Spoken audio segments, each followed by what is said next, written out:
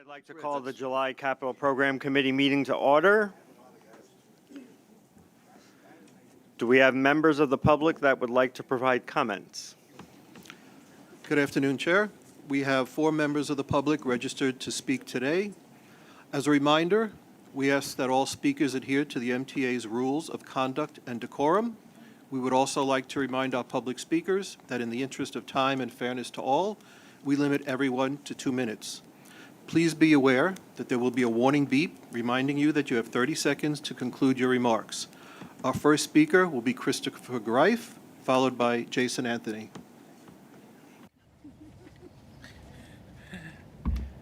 Good afternoon, everyone. Happy Disability Pride Month, 8833.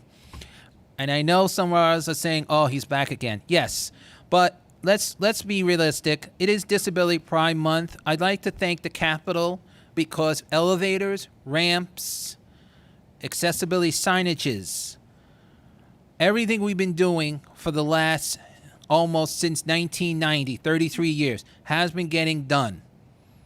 There are some things we do have to get things done, but that's still continuing because our mission still continues to advocate for people with disabilities and seniors. So, as I'm going to say this again and again and again, Happy Disability Pride Month, happy 8833. And ladies and gentlemen, please let's remember the Disability Pride Month, July, still goes on and still continues advocating. Thank you. Thank you for your comments. Our next speaker is Anthony Jason, followed by Jack Nierenberg. Mark is Jason Anthony, not Anthony Jason. Thank you very much. Hi, Jamie, and the rest of the Capital Construction Committee. Hey, Jano. Like Chris said, July is 8833 month. And I want to take the opportunity to thank Jano and Jamie because since that this month is 8833, I want to thank them for their continuous work for modernizing our beloved system because thanks to them, we are accelerating replacing escalators, elevators, you guys name it. But let's not forget, 88 Pride Month is not only in July, it's every day in the year. But let's do a little fact check for those members in the media. Those elevators and escalators that are located in Jamaica Station, they don't belong to us and the Metropolitan Transportation Authority. You guys should go to the Port Authority board meeting that will occur on July 27th, that will take place on Jersey City. You guys should address it to them, not to us. So guys, that will be, I will yield the rest of my time. I'll see you guys on finance.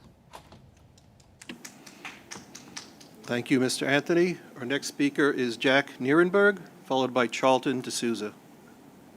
All right. Good afternoon, everyone. I'm Jack Nierenberg. I'm the Vice President of Passengers United. And I know that some of us have had discussions about the Hollis Station. You did promise that Hollis Station will get done, and I am really looking forward to seeing some visible progress on the Hollis Station, as well as Floral Park, East New York, and Long Island City. Those stations really need to be done. Hollis and Floral Park, and East New York especially, given that they're in disadvantaged communities. Therefore, they should have expedited progress with the station renovations.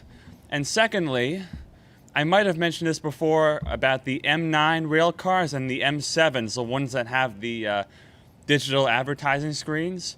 Those screens could really be used much better if they were actually displaying passenger information, especially with the lack of time transfers at Jamaica. It'll really make commuters' lives so much easier if they could see the next trains. And you know how the MTA's developed the train time app? something similar could be done if they were able to program the station boards at Penn Station and Grand Central and all those stations, and Jamaica as well. I have a very good feeling that the MTA could put something similar together for onboard the trains. It would make such a difference for passengers, and I would be more than happy to speak further about that particular point. So, on that note, that's all I gotta say. Thank you very much. Thank you. Our final speaker is Charlton D'Souza. Happy ADA Pride, guys! And again, at Passengers United, we really are excited about all the events going on with the ADA community. However, there are some concerns with the Jamaica Long Island Railroad Station. The elevator, which is owned by Port Authority, which goes from the ground level up to the main level, has been out for weeks now. There's only 2 working elevators, and those elevators are going very slow. Mr. Chairman, what do you plan to do about that to get that elevator fixed? You need to make some phone calls to the Port Authority. And also, I am not happy with what's going on with the subway system, because we have speaker systems. Every time there's a disruption in the subway system, there are no announcements being made at certain stations. People are waiting 40 minutes for a train, trying to figure out what's going on. What I need the chairman to do and the head of capital construction to do is there needs to be an inspection of every public address system in the subway system. Why are some PA systems not working? 63rd and Lex has had issues. Canal Street on the J as in John line, 6 line, no announcements. I've complained to New York City Transit about this in tweets. Nothing's been done. Same problem over and over again. And this is why people are frustrated. And now you guys want to charge congestion pricing. Look at the system today. The E&F broke down. I was on a train that had its brakes and emergency activated. Guys, the system is in a mess. Y'all need to have a backup plan, and that includes bus lanes, buses on the Long Island Expressway. Y'all are going to have a $375 city ticket to get people to move. You got to keep people moving. We can't be stuck on trains. This is what's frustrating people. I'm only saying this to make you look good, because if you fix these problems, then the system looks good. Thank you for your comments. Mr. Chairman, that concludes our public comment session. Thank you, and thank you to our public speakers. Copies of the June Capital Program Committee minutes have been distributed and are available on the website. Are there any changes or comments on the minutes? Hearing none, may I have a motion? Second? Second. Ms. Mihalcis, any opposition? The minutes are approved. Any changes to the work plan? Ms. Deere, Mr. Deere? Mr. Chair, there are no changes to the work plan. Okay, let me turn it over to Mr. Torres Springer for President's report. Thank you, Chair. Good afternoon, members of the committee. Have a lot of updates to provide the committee today on a whole range of fronts, and I would say, all of them really speak to the way that we're using this new MTA construction and development entity to advance the interests of the MTA and our riders across a whole variety of areas. I think a lot of it is very exciting news.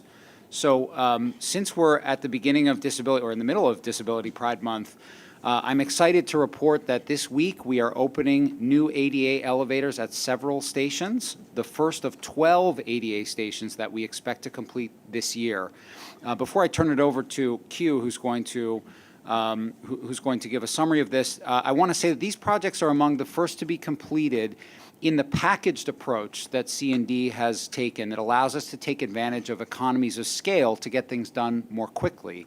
They also enable us to bundle important state of good repair work like structural repairs and system upgrades, which you see in particular right now on the Jamaica line and the Flushing lines.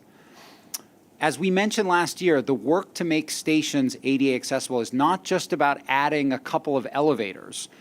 As you can see in the example on the left that we've showed in the past, in fact, these are complicated retrofits to our decades-old stations, which often include work to build new mezzanines or overpasses to create the conditions for accessibility.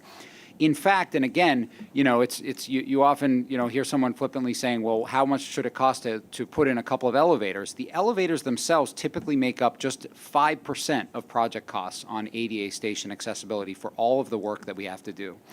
Taking all of this work into account, when we did a deep dive on our capital cost benchmarks last year, we found that ADA costs are in line with other U.S. transit agencies like projects in Boston and Chicago. We're bringing these projects that are currently underway in on or under budget, and we'll have more news on cost containment measures at future meetings of this committee. With that, I wanted to turn it over to Camille Arroyo for some remarks about Disability Pride Month. Thank you so much for that, Jamie. And it's truly a privilege to work with people like you and your team who really are working tirelessly to enhance accessibility system-wide. People like Tim Mulligan, Matt Best, Mark Roach, Matt Detwalk are really doing something historic here. For the first time ever, the MTA is prioritizing accessibility, constructing more elevators and making more stations accessible than the 3 previous capital plans put together. And that is something that I am very proud of. That is something that the community is feeling and seeing every day, as they will be seeing this month when we open 3 new critical stations, making them accessible outside of the central business district. That is huge, right? We're no longer focusing just in downtown Manhattan and downtown Brooklyn. So I'm really proud to be working with you all, and I'm really proud that the MTA is prioritizing accessibility, not only in what we say in this room, but the monies that we've allocated, and the community is seeing that every day, enhancing how people are able to move around their communities, in addition to stellar paratransit enhancements and all the work that Frank and his team continue to do in buses. We are moving forward on accessibility in our subways, and that's because of the great work that happens here in T&D. So thank you. Thanks, Q, and thanks for everything you do to, I'm not kidding. Q and his staff push us every day. It's the only way we get some of these projects finished, so should be very proud. I also, by the way, want to mention that the work on ADA accessibility extends to the commuter railroads as well. We've mentioned before, but I'll mention again to make sure it's clear, Forest Park and Hollis stations. Hollis will be included in a package that will be released. Forest Park, Chair. I'll come to Forest Park. In a package to be released for new ADA accessibility that we expect to award this year. Floral Park is ADA accessible. It was made ADA accessible as part of the third track project. In fact, all the Long Island Railroad stations are either ADA accessible or that's underway, either in construction or in design. And we're working hard on the Metro North stations as well. I want to take a moment to thank crews across the MTA, including C&D forces, for responding rapidly to the flooding events that we saw last week. I know there was a longer presentation about this at the Railroads Committee, so everyone knows that the Hudson and Harlem lines experienced considerable damage due to heavy rain last week. C&D forces mobilized to support this effort by Metro North to inspect steep slopes, clear fallen borders, reinforce the tracks with earthen berms, and test cabling and other infrastructure so that we could get the system back up and running in record time. That's important, but I also want to note for the committee, since we're a capitally oriented group and agencies, that after major recent events, including Sandy, Irene, and Ida, we've made major repairs that have made Metro North more resilient to the future climate events, including elevating critical infrastructure after Sandy. But we know we have to continue to mitigate risks through smart long-term planning and investment. We're embedding resiliency into how we plan for capital projects in the future. We started this after Ida with a hydrology study that C&D is conducting for Metro North to look at 38 undergrade bridges and culverts that are susceptible to flood events and prioritizing corrections, including capital work, to avoid future service impacts. But looking at 1 or 2 climate hazards isn't resilience thinking. And we're trying to take a resilience thinking approach to this work. The results of that hydrology study will get paired with an even more comprehensive assessment that we've started at C&D to inform our 20-year needs assessment and future capital projects.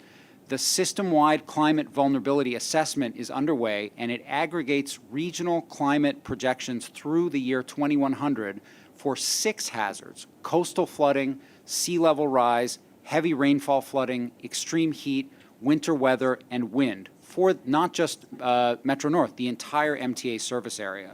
And that will all get incorporated into our needs assessment and our future capital programs. For instance, the system-wide assessment is showing us that the Hudson Line faces increasing threats, not just from heavy rainfall, but from the impact of sea level rise that will make it, or parts of it, subject to regular tidal flooding and eventually permanent inundation at its current elevation, and that the Harlem Line and Mott Haven Yard, and Mott Haven Yard is where all 3 east of Hudson lines pass through, are vulnerable to flooding from extreme precipitation events. So these are ongoing assessments. They're helping us to develop long-term programs that leverage stormwater investments that we need by other parties, because the MTA can't do this alone. Stormwater management is typically a municipal, regional, state function, but this allows us to work with other parties, as we're doing now in New York City after the work that we did post-Ida, to make sure that they're dealing with stormwater management in an appropriate way, and then also to make sure that every project that we build at the MTA is designed to maximize resiliency.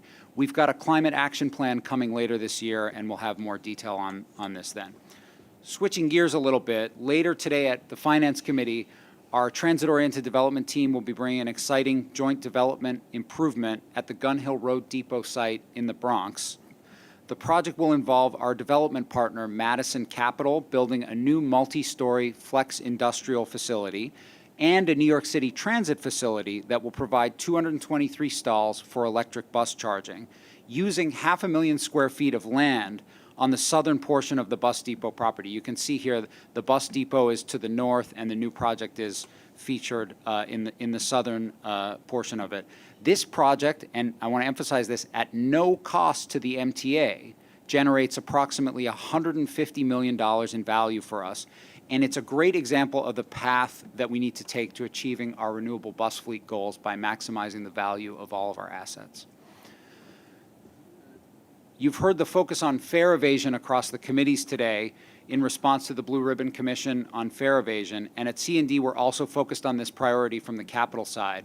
You heard from Demetrius at Transit Committee earlier. In addition to supporting pilot efforts to modify existing turnstiles by adding materials that make it harder for people to leap over them, we're also working on minimizing the use of emergency gates, which is the chair has called the superhighway of fare evasion. We'll be seeking a variance from the state this year to allow implementation of delayed egress in select stations where we've determined it is safe and appropriate to do so. I think we inserted a video on this in a second. I'll come back to it.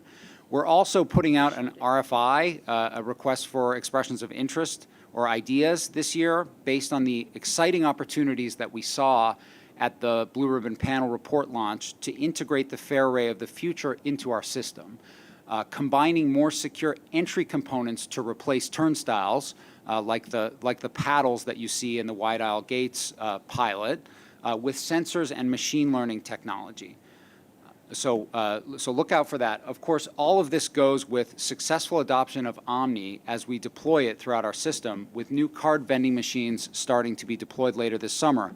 The point is that we need to make it easier for all customers to pay the fare, and then ensure that we foreclose opportunities for evasion, as long as everybody has access to the system, which they certainly will. And I think on the next slide we have a very short video. You have to sort of watch it very closely, but just to show you the impact that we can have with delayed egress of the fare gate. I'm not sure if I can play it. You guys need to play it? Okay, here we go. Watch closely. There you go. And yeah. So, and I noted that that's a heat gate too. It's not just a regular turnstile. So very short, just from, we are out there in the system doing short 2-hour tests. This is a complex area. We have to make sure that we're able to meet state code for particularly fire code for emergency situations, and we're working on that. But when you do a 2-hour test, you see it's very simple. I mean, that's really what we're seeking to achieve here is, it's the gate, it doesn't immediately open, and someone just goes and uses the turnstile or the heat in this case. So that's fare evasion. Now, this month, the agenda is to look at our integrated mega projects, and I have a few updates I want to do quickly, and then we're turning to a report on Metro North Penn Station access. So just to remind you of some of the major milestones that we've reached so far this year. As you know, we successfully opened Grand Central Madison back in January, which is now being used by over 50,000 daily riders. In April, we reached substantial completion on the Long Island Railroad third track project, which we brought in $100 million under budget. That was $100 million that was transferred to other priority projects within this capital program. We also completed the impressive Long Island Railroad concourse at Penn Station in March on time and $10 million under budget. Our project executive, Jolien Handler, is here with us today. Very importantly, we completed this work in an active station with no impact on operations and in close coordination with the public and private stakeholders at the station. So a great success story on each of these projects. Following on the tremendous progress on the Long Island Railroad concourse, late last month, we and our railroad partners, Amtrak and New Jersey Transit, kicked off preliminary design on a plan to transform the remainder of Penn Station into a world-class transit hub deserving of the central place it plays in New York and our region. There's always lots of talk out there, especially on some design questions lately, but I can say that the MTA and our partners are singularly focused on rebuilding Penn now for its 600,000 daily riders, and we will take advantage of every opportunity that we have to do so, and the board can be assured that we are making sure we use every opportunity we have to rebuild Penn Station. Now that the Central Business District tolling program is approved by the federal government, we're proceeding full speed with the next phase of 2nd Avenue Subway. We are advertising an advanced utilities contract that we intend to award as soon as we finalize our project agreement with the federal government later this year. This contract, which incentivizes timely completion of the work, is one of the many lessons learned from the previous phase of 2nd Avenue Subway, as we ensure that the factors that slow us down building in this dense, complex city of ours are addressed up front. And I will say that we also are taking a further look at the scope of this project, always intent on ensuring that we have looked at every single opportunity to reduce cost, and there's a set of potential initiatives that we're looking at right now that have the potential to further reduce cost of the project. We'll be back with more news about that soon. One more integrated project before we get to the Penn Access team, the critical work taking place at Herald Interlocking in Sunnyside, Queens. This is the busiest interlocking in North America. It facilitates over 750 train movements a day between LIRR, New Jersey Transit, and Amtrak, and Metro North Penn Station access is soon to come upon completion. A huge amount of work has been done in Herald in the last few years, representing a major investment in speeding LIRR trains into Penn and now Grand Central. We're now progressing what's known as the eastbound reroute to create conflict-free eastbound movements for LIRR and Amtrak. You can see the cut and cover tunnel construction making progress in the photo there. We're monitoring the schedule closely due to ongoing challenges with Amtrak providing enough force account support or labor support to get the work done. This project must be completed prior to Amtrak's upcoming East River Tunnel rehabilitation. As the board and this committee know well, the challenges of working with Amtrak and getting adequate support from Amtrak on this project are legion and longstanding, and they also, you're about to hear, are severely impacting the Penn Access project. We're not done in Herald at the end of this. We need to follow up with the Mirror project in the westbound direction, and it's especially important to complete before Penn Station access begins operations. Otherwise, there's the potential to slow down LIR trains coming into Penn and Grand Central Madison. So it's critical that we get that done. We'll be spending the next few months working with Amtrak to ensure we have a realistic schedule for this work to be supported. Otherwise, we go into the project risking more costly delays, which we certainly don't want to do. That's a good segue for Tom McGinnis, our project executive for Penn Access, to provide an update on that project. Thank you, Jamie.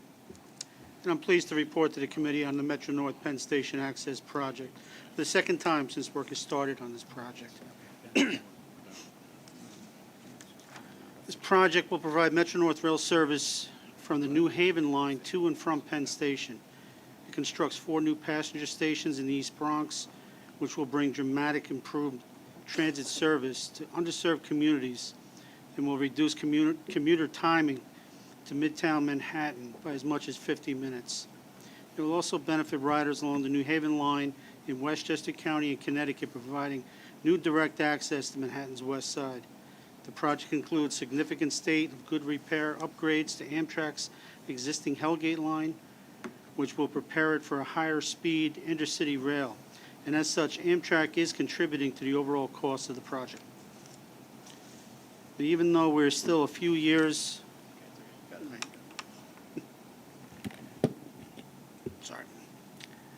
even though we're still a few years away from putting this new service into operation, the project is already producing important benefits to the communities.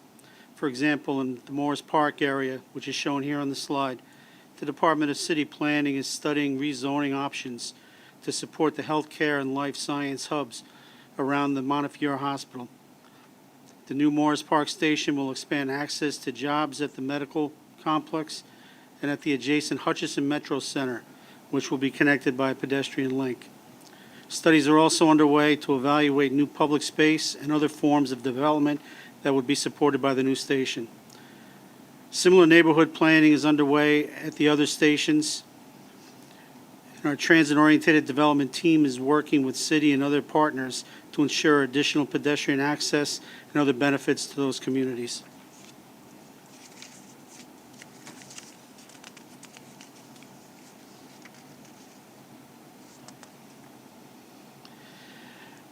The Penn Station Access Project was awarded in December 2021. Notice to proceed was issued in January 2022 with a substantial completion planned for March of 2027.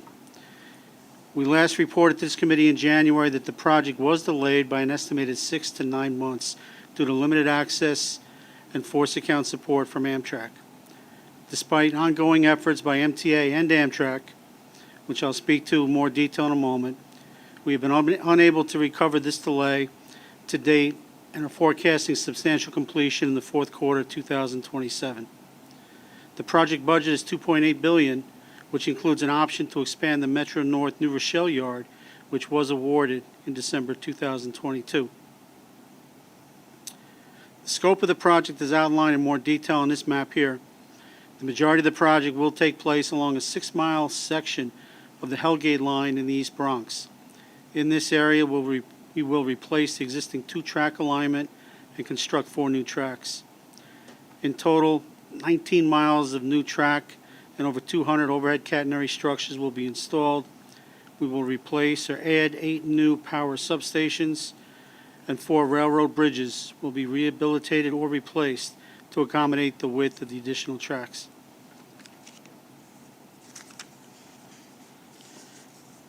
In recent months, we have been making progress on several key aspects of the project.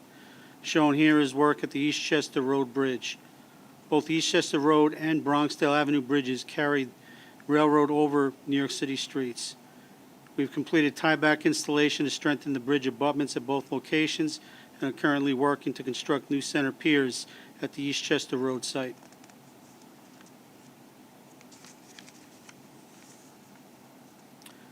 During a long-term single-track outage provided by Amtrak this year, we've also reprofiled the existing Track 2 in order to bring the vertical clearances into compliance for freight rail traffic.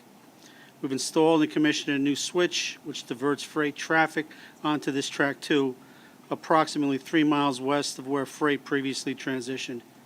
We removed these 3 miles of Track 5, which opened up the right-of-way to permit construction of drainage, overhead catenary, a new track on the east end of the project. We also began the installation of the new legged interlocking in the Hunts Point area. We anticipate that 50% of the interlocking will be installed when the long-term outage ends on September 1st. The installation of overhead catenary system, or OCS, is also critical activity to the success of the project. With the new OCS portals in place, the project will have an increased flexibility to construct new track and adjust project staging to mitigate schedule risk and priorities.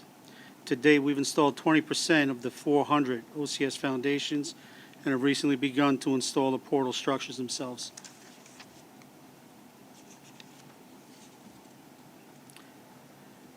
As mentioned previously, the project continues to suffer from the lack of Amtrak force account, including ET linemen and track foremen, resulting in an estimated 6 to 9 month project delay. To help mitigate this delay, Amtrak has made a number of operational adjustments and provided us with a long-term single-track outage, which began this March and will run through September. While we've been able to complete some key activities under this outage, Amtrak has been unable to provide the agreed-upon level of force account staffing to take full advantage of the 24/7 outage. As a result, we do not expect to complete all planned work during this period and have not been able to recover previously lost time under this outage. With that said, we continue to work with Amtrak on a variety of mitigations, including additional or dedicated Amtrak personnel, additional outages, including both 55-hour weekend outages and an additional long-term 24/7 single-track outage. And we work on making adjustments to work rules to improve productivity with the limited resources that is available. If we are successful in implementing these mitigations, we remain hopeful that we may be able to reduce further delays to the project schedule. And this concludes my presentation. Thanks, Tom. And, this is a critical issue, and I just want to provide a little emphasis on it. Obviously, we're all invested in the importance of this project. We know that Amtrak is too, and they signed an agreement with us, and they put money on the line to support it. We know there are good intentions, certainly on their side. We respect and appreciate, as Tom has illuminated here, Amtrak was in the first year unable to support a single weekend outage, continuous weekend outage, which we had agreed on. And as a result of that, they went very far and agreed to this long-term outage from March to September. I mean, that's a big deal to agree to a long-term outage on the Northeast Corridor. We appreciate that they did that. Unfortunately, having given us 24 hours of track access, they weren't able to give us 24 hours of support, particularly the folks that look after the electric traction aspect of this, the ET linemen and the track foremen. Whether it was the supply of labor or difficult work rules out in the field where there were differing interpretations of what we were able to do and weren't able to do.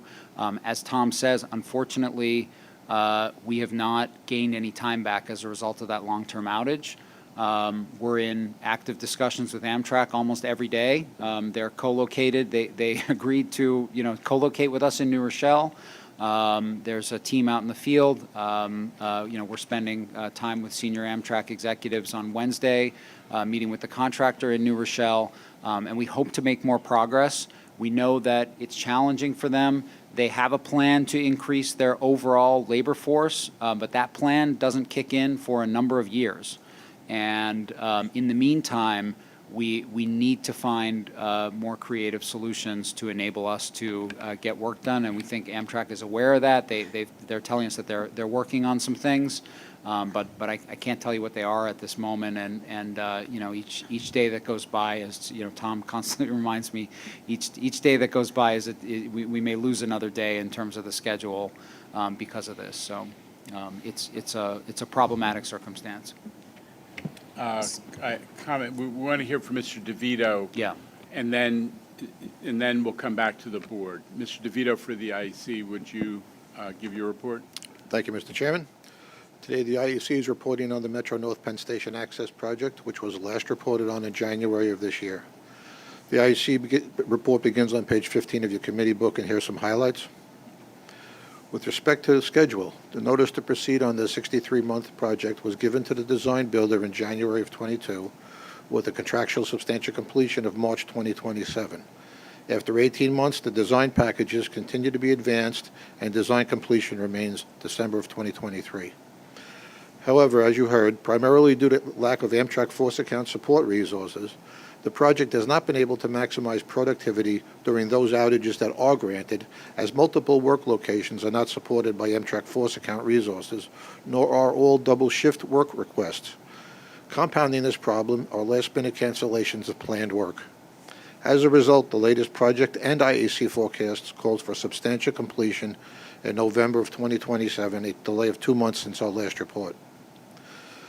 To mitigate the risk of further delay, C&D and the design builder are working closely with Amtrak on a revised project work plan to increase the level of construction activity and stabilize the project schedule. This plan requires long-term track outages with increased force account support, as well as contractor training, both of which would allow access to a greater number of work locations. This plan must be fully supported by all parties.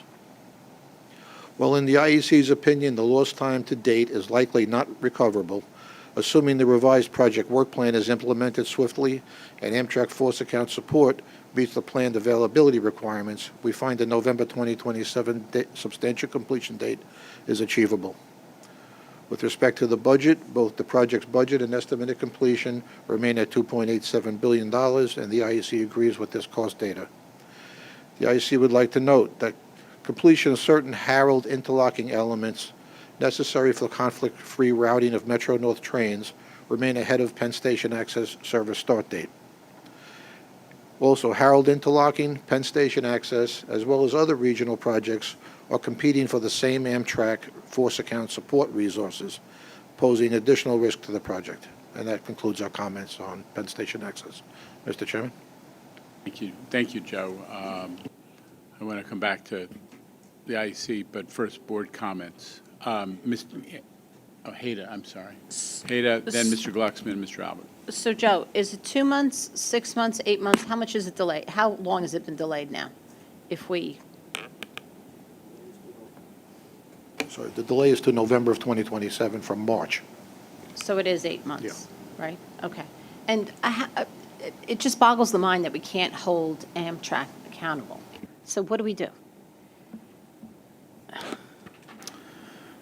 Well, we are holding them accountable in part in the sense that we have an agreement in which they're responsible for some of the delays, particularly when we lose a shift at the last minute. Some of those costs that we incur will be Amtrak's, and then overall delays they'll be responsible for. But that's gonna, that's gonna go pretty quickly, frankly. In terms of what we do, I would just say, we have sort of two major issues. One is just the overall supply of support from Amtrak, and the supply breaks down into, as Mr. DeVito was saying, making sure we have enough of these specialty crews available in the region and that they're not assigned to other projects. It's also overtime. I mean, a lot of the work that's getting missed is at night and on the weekend. So, there are things that we think that Amtrak can do about overtime, and we would hope to see them do that. There may be other ways to increase the overall supply of labor that are available. Those are sort of federal regulatory issues, and they're agreements. They're the agreements between Amtrak and their labor unions. So we would certainly be asking them to take a hard look at that and see if there are any other opportunities. I would just note, with Third Track, such a successful project, that was because we had Long Island Railroad force account support. We were able to rely on them, and our railroad force account folks they're available. Mr. Glucksman, last month sent me a note reminding me of something that he did in the 90s to, make use of Long Island Railroad force account on a project that Amtrak was otherwise responsible for supporting. For subways, okay. So, but still substituting, forces from one agency for another. So there are some opportunities there that we'd like to see Amtrak explore more aggressively. The other category is once you may have the forces out there, but the work rules may mean that you can't get as much work done as intended. We've been working through that, I think, very productively with Amtrak up in New Rochelle. Tom's got a poker face. He's not gonna acknowledge that, but we managed to work out some additional training that allows us to get more work done in terms of the work rules. But there's more that can be done there too. Go ahead. No, Jamie, you're spot on with that. We've made a number of adjustments to those work rules with Amtrak. We continue to discuss with them on a daily basis other opportunities to do that. We are seeing slow improvements on where we are, but we need to keep moving forward and do what's been done so far is not enough. We need to continue to make those improvements. Let me just underscore, this board knows this is an issue that goes back some ways. And I got here in 2017, and one of the first things as we started analyzing the East Side Access Project was the fact that there's probably $1 billion of extra cost on East Side Access, maybe more. There's a trivial fact that Amtrak had a ton of work that they had jurisdiction over, or that they need to supervise and support that couldn't be done, and therefore there were constant change orders and work was rolling in from one contract into another. Remember, that was the before design build. So we highlighted that in 2018 when I reported to this board on the issues with East Side Access. Now we continued to have those issues right through to the end with Amtrak. And we fought, honestly, it's a struggle. And they had no skin in the game, none. They had no, we were rebuilding the whole Harold interlocking infrastructure. They had no downside cost impact from any delays to the project. And it went on and on and on. And we made our voices heard and made ourselves a nuisance on this issue from the very beginning. This project, when the deal was negotiated with Amtrak, Amtrak does have damages exposure, but it's capped. So as Jamie said, you quickly run into that cap, which is what, 50 million? That's not a pittance, it's real money, but the consequences for a project of this magnitude are significant. What we have been asking Amtrak and the federal government, FRA, for is a new strategy, because Amtrak has been saying since 2017 that they can and will hire more, and we support that. We want them to be successful. Now they have, with the Biden infrastructure law, they have enormous amount more work and projects and funding. So we are deeply concerned that their ability to support projects is even more overstretched. And the only people they seem to be hiring are MTA project engineers, which is another matter we'll talk about another time. Including people who are working on this project, another story. But they seem to be struggling to hire enough unionized track foremen, electric power traction professionals, and other key professionals to allow this work to go on. And they have much more work being done all over the Northeast Corridor as a result of the plan. So we've raised that repeatedly with the feds and asked them, please help Amtrak come up with a plan where they can do what Randy Glucksman was talking about, borrow expertise. If they can't fill a slot for a weekend, instead of canceling a weekend outage, borrow, throw it open to a Metro North qualified, obviously we're talking about technically and safety qualified professionals. Throw it open to Long Island Railroad. We'll pull people from elsewhere in the region. A lot of the Amtrak professionals commute from Philadelphia for these weekend outage work. Why can't we go to Boston? Why can't we go up and down the corridor?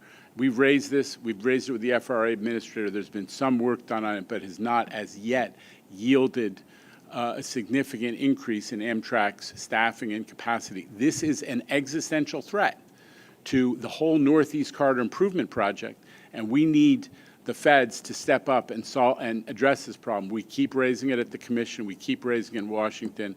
I love the Biden administration and the U.S. DOT in this era, but this is one area where we need to see more improvement. Mr. Chu. Jano, it sounds like what you're suggesting, exists in other sectors, like utilities have mutual aid agreements, right? Yeah. Where when something happens, they could respond even ahead of the circumstance. So it sounds like, they could just borrow a model like that and make it happen. And I know a lot of those workers would be very happy and could put a lot of PlayStations on their Christmas trees in Hanukkah. Yeah, I mean, some of this is union jurisdiction issues that need to be overcome, but only the feds can work those through issues. Well, if work's not happening, no one's working. No one's getting paid. So. Absolutely. Absolutely. Mr. Glucksman. Thank you. We covered a lot of stuff I was going to bring up. We just don't want to see a Harold 2.0 here. I think we can all agree that we can't afford that. But cross-training, there has to be a way they can find. These guys are all trained to do the same thing. They're familiar with working with contact wire overhead. They should easily be able to protect the flaggers and do all the other stuff that can be done. And I commend you for going forward with it. Were there other, Mr. Albert? What is the purpose of building or expanding the New Rochelle Yard. No trains end there. Would it be for work trains or just to have an additional yard? Or would, at some point, there be trains from New Rochelle to Penn Station? Yes, there'll be trains originating at New Rochelle Yard. Tom, do you want to expand on that? Yes, the yard itself will support the passenger service from New Rochelle into Penn Station. A number of those routes will begin at that location. But most New Haven line trains will continue to be serviced at Stamford or New Haven, I assume, correct? The ones that there's there currently would continue. The majority of those will continue on into Grand Central Yeah. through the Harlem line. Yeah. But with the additional service, this provides space for the conditioning and the repair for the additional trains needed for the Penn Station service. And just Department of Full Disclosure, there is an ongoing discussion with Connecticut about how many Metro North trains will use the new Penn Access Hellgate line into Penn to serve those Connecticut customers as well for optionality. That discussion is underway with Kathy's team and Connecticut. Okay, Mr. Brown. Yeah, you knew I was going to say something. And I got more to say about your conflict with Amtrak, but I'll take that offline if you want to talk about it. But the first of all, Partnership, not conflict, partnership. conflict, I mean, I've been married 40-some years, you know. Conflict and partnership is like a very similar thing, you know. But congratulations, Jamie, and the engineering department and everybody on the quick response to the torrent in the Metro North territories. But I've been on this board a long time, not to pull out my seniority on people. Reminds me, too, of how old I am, but, and what's been 15, 16 years, Andrew, you know, we've been sitting here. Can anyone, well, in your case, if anyone can name a substantial weather event where we haven't had some sort of maintenance away crisis on Metro North in those last 15, 16 years, I'd be glad to hear it. It happens all the time. Our maintenance away workers get out there in very difficult conditions and do a lot of work on an emergency basis and put the thing back together. But, you know, the tracks aren't getting any farther from the water table by themselves. And we've had, you went over these, you're doing great on these mega projects. I hope we get this worked out with Amtrak. Like I said, I got some ideas for you. But you just got to move. You got to view that as sort of a mega project, a ghost mega project that sits out there undone, storm after storm after storm. You're calling people out to do very difficult and dangerous work, and doing it in a practiced, planned manner is, in my world, I would think you're the efficiency people, but I would think that would be a more efficient way to operate than waiting for the next storm. And also, these are the same areas that always flood, unless there's somebody from maintenance away who's going to contradict me again. I mean, I can go to my members that work on maintenance away equipment, and they can pretty much point to the areas where these are going to be. I remember you had a mudslide like 6 months ago or 8 months ago, and my guy said, oh yeah, that's 50 yards from the last mudslide. Well, Minka, come on. You got to be able to put together some sort of, I wouldn't say crisis team, but something that progresses to deal with this. And it's you know, it does remind me of the Park Avenue Tunnel that constantly gets shoved down the priority list for Blue Ribbon Commission work. And you know, I think it's a better way to do it, to plan this and deal with it. Raise the tracks, and you know, ultimately you're going to have to move something here as what do you call it, global warming. So, you know, look, I'm going to say I agree with everything you said, except I just want it to be recognized. This is the group that has decided not to kick the can on a lot of stuff. Not on ADA, not on equity projects that open our system to more travel by people in disadvantaged communities. I mean, yes, resiliency is an absolute high priority. We happen to have the guy who ran, you know, the team responding, putting together a strategy, responding for New York City to Sandy. That's what Jamie did. That's, the person we put in charge of C&D. So absolutely, resiliency is high on the list, and we've taken a look at, after Ida, we took a look at every station that flooded, and we also are looking at the same conditions on Metro North. But you're right, it's a mega project, and it has to be included in a future capital program, and we need enough capital investment to balance basic state of good repair, accessibility, equity, expansion of the system, modern signaling, and full resiliency. We need all those things. Next capital program is coming. It starts in the fall with the 20-year needs assessment. It'll be in that. Thanks, All right. Jay. I'm giving too many speeches today, and Brother Zuckerman just reminded me we have a time constraint. I do want to acknowledge that Joe DeVito, this may be your swan song, am I right? So Joe is retiring from the IEC, and Joe has been, the IEC reports to the board on the status of the capital projects and the capital program. And Joe has been a great partner for the MTA, giving us honest assessment, leader of a team that gives us honest assessments of schedule and budget progress and the quality of projects for a long time.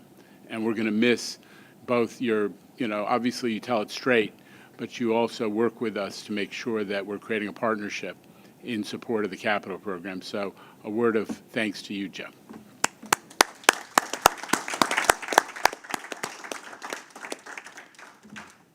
All right, and so we have to do the benign, the more routine business with Mr. Iceland, procurements. Yes, sir. I'll try to wrap it up quickly for you. So we have 4 action items today being presented for approval. The first 3 are seeking authorization to use the competitive request for proposals process to award a set of contracts for as-needed construction, electrical, and painting services for the Bridges and Tunnels Authority. And the other is a request for ratification of a modification to the contract for concrete and steel repairs along the Eastern Parkway IRT line. That mod is to furnish and install fiberglass plenum plates above tracks E1 and E4. These items are described in detail in the staff summaries contained within your committee books, and I submit them for your consideration and vote. Any questions or comments? Do I have a motion? Some. Motion. Second. All in favor? Any opposition or abstention? The items carry. That concludes today's agenda. May I have a motion for adjournment? Thank you, Mr. Bringeman. Thank you, Ms. Lopez. We are adjourned.